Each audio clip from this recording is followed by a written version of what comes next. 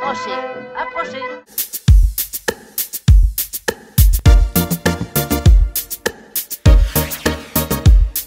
Hello, Carlo. Hello. I see your movies, Swallow, and I love. Oh, thank you so much. That means so much to me. Non, mais vraiment, it was a shock for me. Really? I like when I was to see a movie, do not know the story. And yesterday I made that, and it was crazy. So you didn't know anything Yes, going in? exactly. Oh, good. So the suspense was incredible for me. Oh, I'm so glad. That's the way I hope people see the movie, is like going in without knowing. I would like... je peux vous parler un peu français? Oui. Oui, parce que ce sera plus facile pour moi.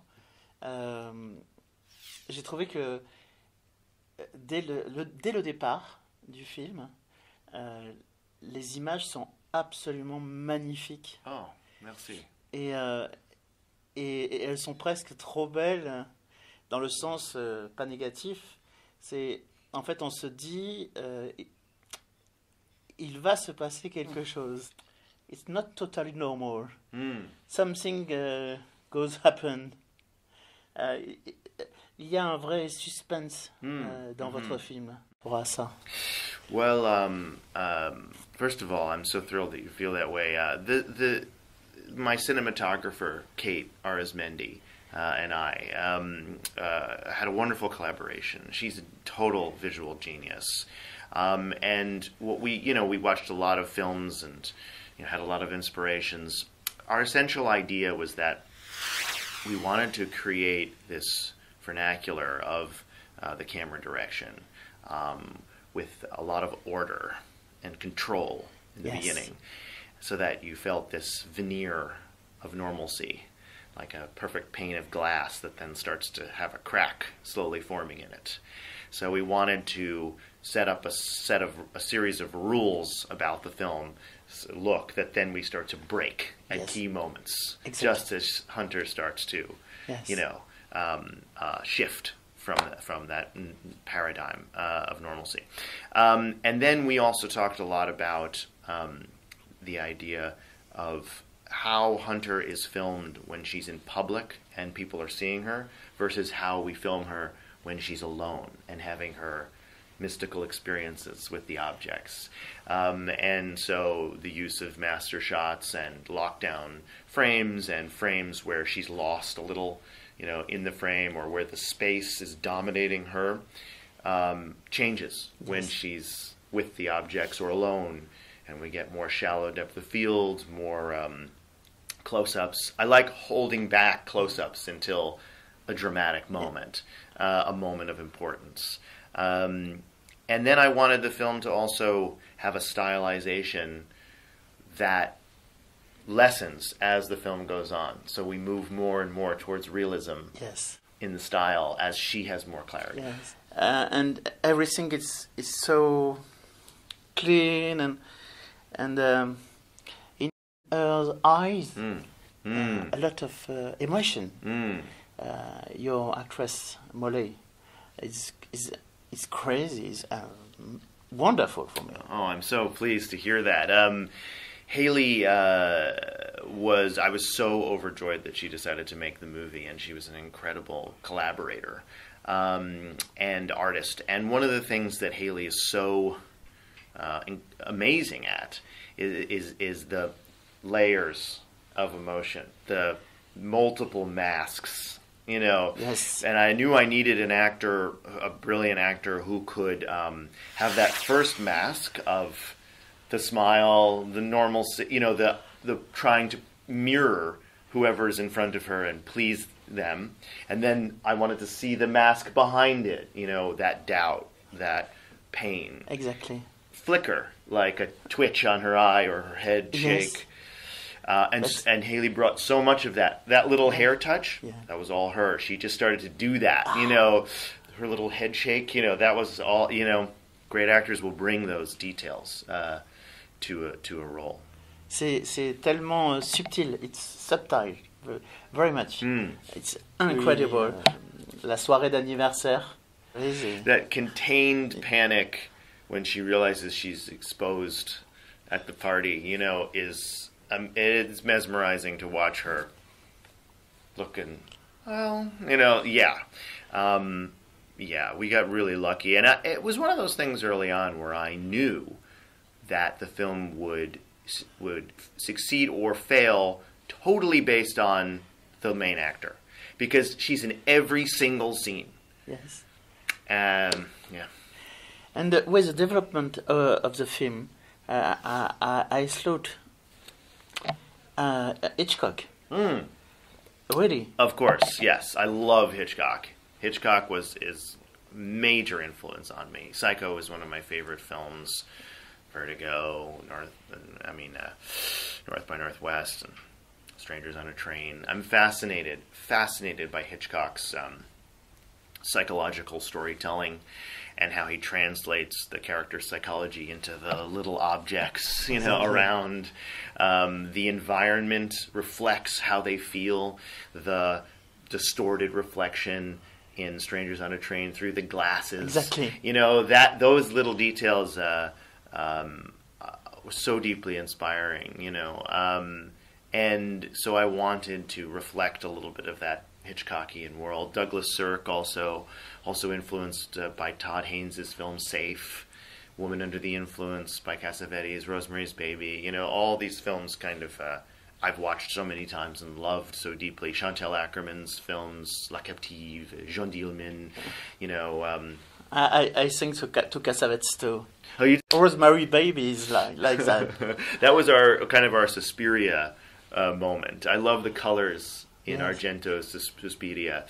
That was my production designer, Aaron McGill, brought in these gels. And it was just so exciting to see Aaron's idea of you know, putting up the gels. And then Kate and I were like, oh, what if we see it happen? You know, what if we...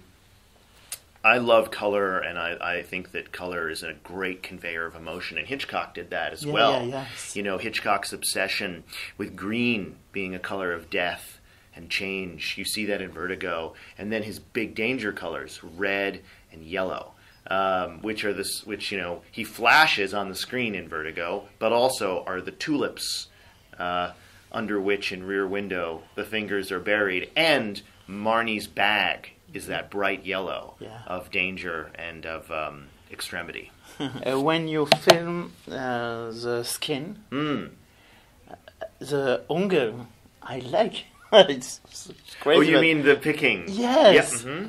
It's crazy. Le vernis sur les ongles. Yeah. Everything, it's so realistic. And I don't know the name in English. The la salive. Oh, saliva. Yes. On the object, on the table. Thank you It's for really saying that. beautiful. Thank you.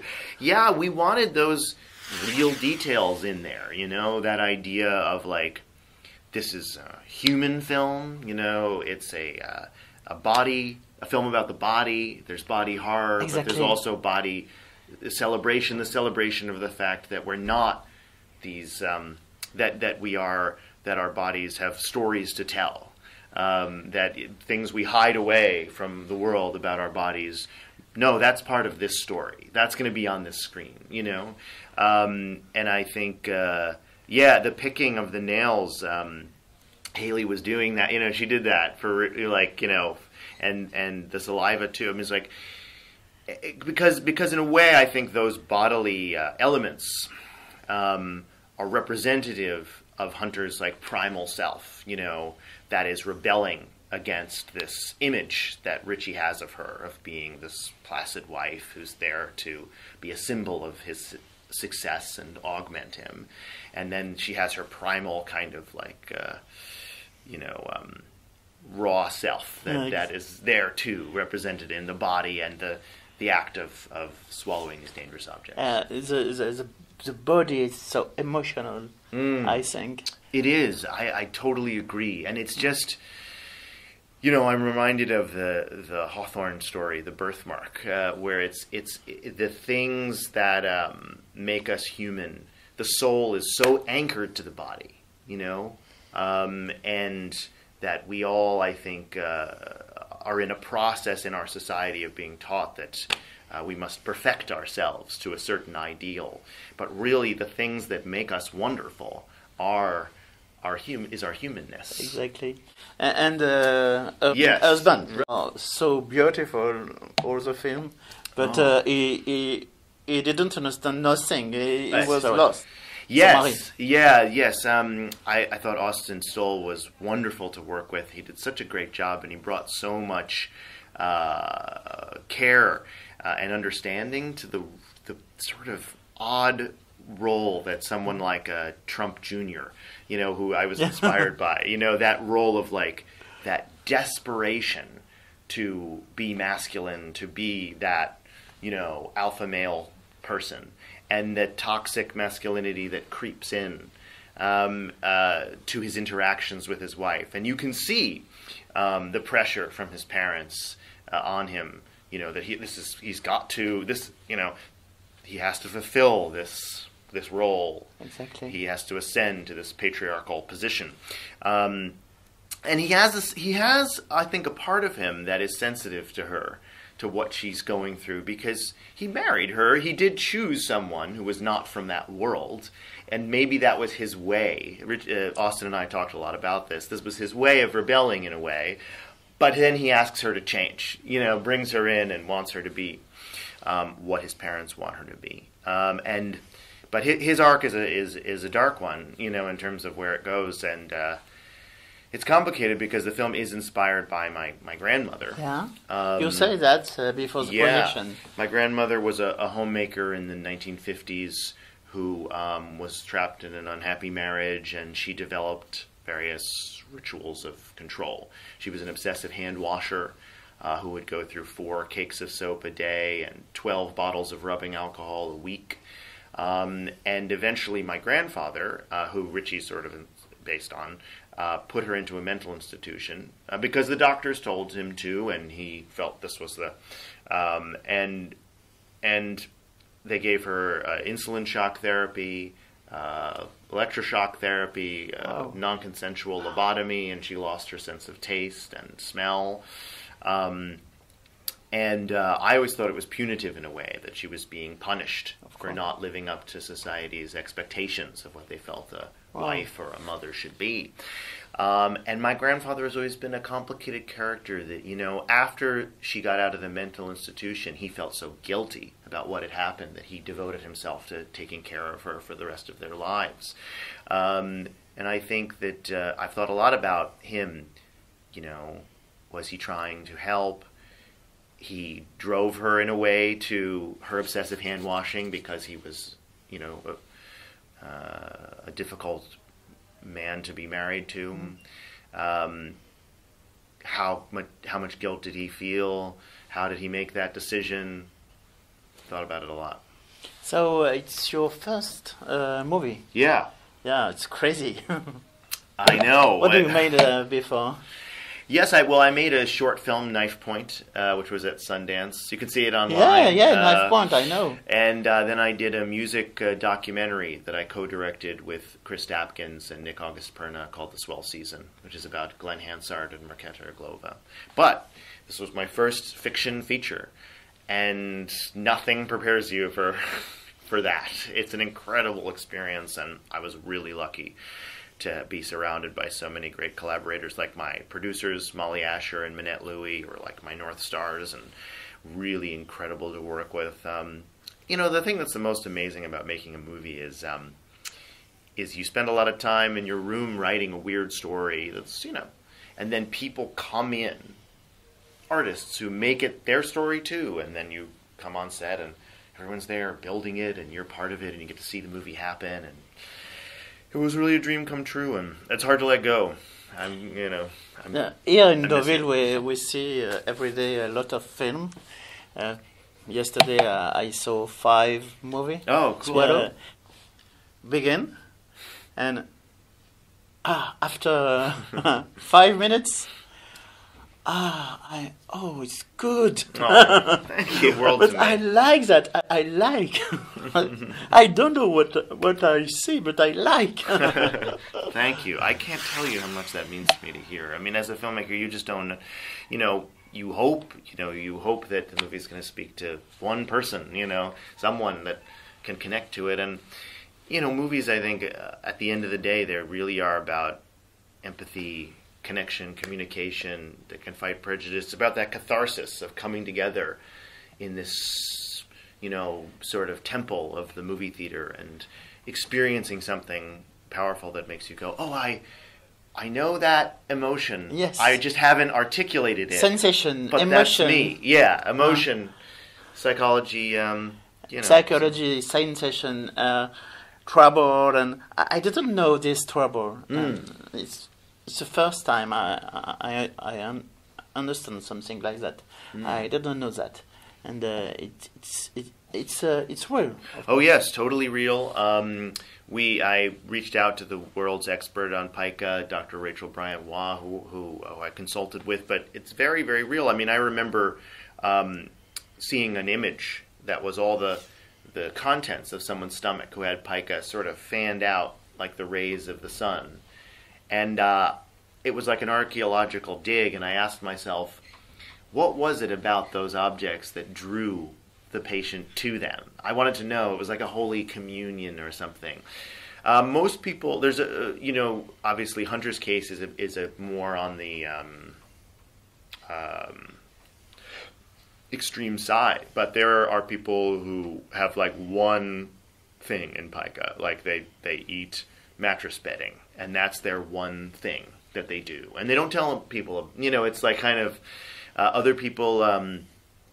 There was a person who we encountered during making the movie, or we heard about, who would swallow toothbrushes in the packaging every month and then had to get them removed. But I hope that even though the compulsion is sort of obscure, that it's a story that feels universal, because anyone who has dealt with OCD or had any kind of moment of anxiety where they felt out of place where they were, or felt frightened, or like they wanted to break free or fight back against some paradigm and didn't know how, would identify with it. Really, your film is one of my favorite Deauville. Oh, thank you so much. I can't thank you enough. That means so much to me to hear you say that. Thank you very much. It's my pleasure. It was so wonderful talking with you. Thank you.